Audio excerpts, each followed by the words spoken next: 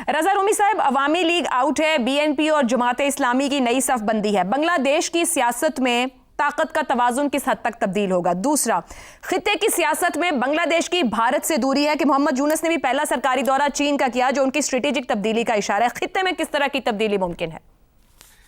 आशा, देखिए, ये बहुत देर पा और बहुत ही जिसे कहना चाहिए अहम तब्दीलियां रूनुमा हो रही हैं बांग्लादेश के अंदर। उसका भी तस्करा भी हुआ कि ये डोमेस्टिक जो बांग्लादेश की सियासत है और माशरत है और जो वहाँ पे डेमोग्राफिक इस वक्त बैलेंस है, वो भी वहाँ की जो मकामी सियासत है उसके ऊपर असरअंदाज हो रहा है और उसमें एक ऐसी तब्दीलियां रूनुमा करने जा रहा है जो कि शायद आज से चंद साल पहले उनका तसव्वुर भी नहीं किया जा सकता था। देखिए, आज से 2-3 साल पहले तक तो यूं लगता था कि शेख हसीना वाजिद को कोई हिला नहीं सकता। जिस तरीके से उन्होंने तमाम जो सिस्टम था और इदारे थे उनके ऊपर अपनी गिरफ्त को इतना मजबूत कर लिया था और 3 बार उन्होंने वो इलेक्शन में जीती अपने पसंदीदा मनमानी से और अपनी तर्ज के इलेक्शन से। और फिर जो कुछ हुआ बांग्लादेश में वो भी सब वाकिफ है, वहाँ की अदलिया के साथ, अफवाज के साथ, आइन के साथ, ऑपोजिशन के साथ, मीडिया के साथ, वहाँ की सिविल सोसाइटी के साथ एक पूरा अथॉरिटेरियन जिसे कहना चाहिए तकरीबन सिविलियन डिक्टेटरशिप कायम कर दी थी शेख हसीना वाजिद ने। उसका जो अब रिएक्शन आया है वो रिएक्शन भी काबिल जिक्र है क्योंकि उसमें नौजवानों की जो तहरीक है और नौजवानों की जो उमंगे हैं वो इस वक्त सबसे आगे हैं बांग्लादेश के अंदर तब्दीली रूनुमा करने में। और इस इलेक्शन में भी अभी आप देखें कि जो आदादो शुमार आए हैं कि 2 बजे तक दोपहर के तकरीबन 50% वोटिंग टर्न आउट था इलेक्शन कमीशन के मुताबिक। इसका यही मतलब है कि जब तक पोलिंग क्लोज हुई होगी तो उससे भी ज्यादा लोगों ने वोट डाले होंगे। ये पिछले इलेक्शंस के टर्न आउट से ज्यादा है। गोया के नौजवानों की तादाद, काफी बड़ी तादाद ने वोट डाला है और उन नौजवानों की जो सबसे अहम नुक्ता खारजा पॉलिसी के हवाले से है कि उनको इंडिया से बेहद शिकायत है क्योंकि वो ये समझते थे कि शेख हसीना वाजिद को इंडिया प्रोटेक्ट कर रहा है, जो कि अभी भी कर रहा है, वहीं पर वो मौजूद है। और जो भी उनसे गिले शिकवे थे बांग्लादेश के अवाम के, ख़ुसूसन नौजवानों के, उसमें वो भारत को भी कसूरवार ठहराते हैं। इसलिए अगर कोई भी अब जो गवर्नमेंट आएगी उसको ये पॉलिसी जो है हिंदुस्तान के साथ उसको बदलना ही पड़ेगा, जैसे कि मौजूदा निगरान हुकूमत ने या इंटरिम हुकूमत ने ये पिछले 1.5-2 साल में बदली है। और ये यकीनन एक बहुत बड़ी तब्दीली है। उसकी वजह यह कि हिंदुस्तान के ये ख्याल था कि बांग्लादेश की सूरत में इसको एक काबिल एतमाद सैटेलाइट मिला है जिससे कि वो अपनी एक साइड जो है डिफेंस की उसको न सिर्फ कवर कर सकता है बल्कि पाकिस्तान और बांग्लादेश के दरमियान मुस्तकिल दूरी जो है वो भी इंडिया को सूट करती थी।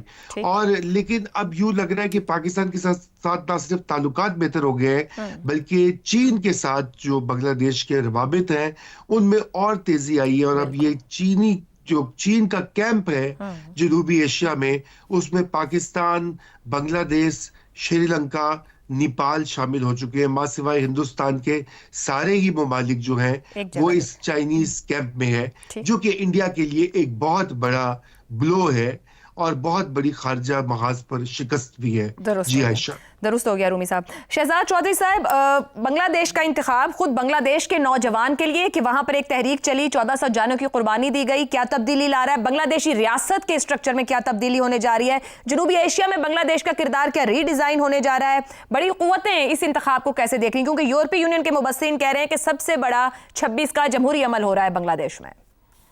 मेरे ख्याल में सबसे अहम जो चीज़ है वो उनका अंदरूनी साख्त है, अंदरूनी डायरेक्शन है, सिमत है जो वो तयन हो रही है इस वक्त। क्योंकि जिस तरह आपने कहा कि एक बहुत बड़ी तादाद 40% गालिबन जो जेन जी या उस किस्म के यंगर वोटर्स जिन्हें कहा जाता है 30-35% से उम्र के कम जो लोग हैं उनके वोट्स हैं। तो अगर इस किस्म की बात है तो फिर जाहिर है कि ये वोट जो है ये डिटरमिन करेगा कि आइंदा का बांग्लादेश किस रास्ते पे चलता है, किस सिमत पे चलता है, उसका डायरेक्शन क्या होगा।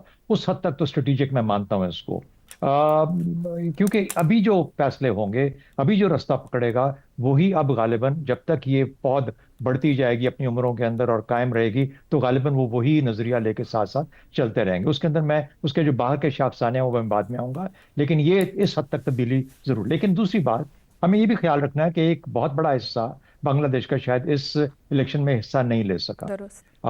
कि जब भी उसको मौका मिलेगा, जब भी 5 साल बाद, 10 साल बाद जब भी मिले, तो वो जब हिस्सा वापस आता है तो उसकी क्या असरात होंगे और उससे क्या किस किस्म का डायरेक्शन दोबारा से रीडिफाइन होता है, उसका भी एक असर आएगा। तो ये दो चीजें डिटर्मिन करेंगे। लेकिन जेन जी या यंगर वोटर्स का होना एक बहुत बड़ा एक इस्टेब्लिश करता है कि आइंदा का मुस्तकबिल का जो नक्शा है वो तय होने जा रहा है। उससे आगे आ जाइए कि क्या इसके अंदर इतनी इसकी वुसअत, इसकी वजन बांग्लादेश का खुद अपने तय इतना है कि वो जनूबी एशिया की सियासत को बदल के रख दे। मेरा ख्याल ऐसा नहीं है। मेरा ख्याल ऐसा नहीं है, क्योंकि बांग्लादेश बजाते खुद बावजूद इसके कि उसने बहुत अच्छी तरक्की की है, वो फिर भी एक $500 बिलियन की इकोनॉमी है। उसके ऊपर फिर भी अब इस वक्त 112-113 अरब का डॉलर्स का एक उसके ऊपर कर्जा है, जो कि दुनिया का कर्जा है। और ये मुकम्मल कर्जा जाहिर है उसने किसी ना किसी, तो एक डिपेंडेंट इकोनॉमी, एक डिपेंडेंट नेशन है। जो डिपेंडेंट इकोनॉमी या डिपेंडेंट नेशन होगी, चाहे कर्जों के मद में हो, चाहे किसी और मद में हो, या किसी से इमदाद लेने की मद में हो, तो बदकिस्मती से कोई इतनी आज़ाद हो नहीं सकती। और जो आज़ाद ना हो सकती वो अपना रास्ता भी आसानी से मुतय्यन नहीं कर सकती। हाँ, आप इस कॉन्टेक्स्ट में देख सकते हैं कि चीन और इंडिया में से किसकी इंपॉर्टेंस ज्यादा बढ़ेगी। अगले 3-4 साल के लिए चीन आपको ज्यादा हावी नजर आएगा। भारत का जो असर था वो जाहिर है कि हसीना वाजिद के जाने के बाद कम हो गया। अमेरिका भी नजरें लगाए बैठा है इसी जगह पे। उसकी अगला जो स्ट्रेटेजिक इंपॉर्टेंस है जेन जी के बाद या यंगर वोटर, वो ये है कि उसकी जो अपनी लोकेशन है वो इंडियन ओशन के ऊपर बैठा हुआ है। तो अमेरिका वहां पे बैठा हुआ है, वहां पे बहुत उसका असर रसूख है, और वो इस नजर में है कि वो किस तरीके से वहां पर चाइना की को रिप्लेस ना कर सके, लेकिन उसके बराबर खड़ा रहे इंटरेस्ट के पॉइंट ऑफ व्यू से। तो डिपेंडेंट नेशंस दोनों अतराफ में बैलेंस लेके चलती हैं। देखिए, ये वही बांग्लादेश है जो 1971 में भी वहीं पे था फिजिकल लैंडमास के हिसाब से। बेशक आज कैपेसिटी बढ़ गई, लेकिन कितनी बड़ी होगी, फौज कितनी मजबूत होगी। तो हम जब उस वक्त कुछ नहीं कर पाए 1971 में, तो अब वो बांग्लादेश की अफवाज क्या कर पाएंगी as far as Pakistan interest are concern. इसमें कोई शक नहीं कि पाकिस्तान को एक अच्छा हलीफ, एक अच्छा दोस्त मिल जाएगा, लेकिन कब तक? अगले कू तक, अगले इलेक्शन तक, अगले अपसर्ज तक, अगली एक और एजिटेशन तक। तो ये बांग्लादेश की तारीख है बदकिस्मती से, जो कि हमारे सामने बार बार दोहराई जाती है हर चंद सालों के बाद। हसीना वाजिद ने एक जबर के साथ एक एक एक, एक निजाम को चलाए रखा जो अल्टीमेटली गिव अप कर गया। सही। तो मेरा ख्याल है कि बांग्लादेश से ये तवक्को करना है कि वो जनूबी एशिया की सियासत में एक स्ट्रेटेजिक सिमत करेगा, मेरे ख्याल में थोड़ी सी ज्यादती होगी। इसमें कोई शक नहीं कि बांग्लादेश खुद जरूर तब्दील होने जा रहा है, और इससे उम्मीद हमें करनी चाहिए कि वो एक ना सिर्फ फाल मेंबर होगा, लेकिन पाकिस्तान का हलीफ भी साबित होगा। मेरा ख्याल है कि हम ये कहें कि क्या वो हिंदुस्तान के खिलाफ पाकिस्तान के साथ मिलकर खड़ा होगा, ये भी ज्यादती होगी। मेरा ख्याल है पाकिस्तान को अपना वजन खुद से उठाना पड़ेगा। बांग्लादेश शायद इस काबिल ना हो कि वो आपका वजन उस तरफ से उठा सके। दुरुस्त हो गया।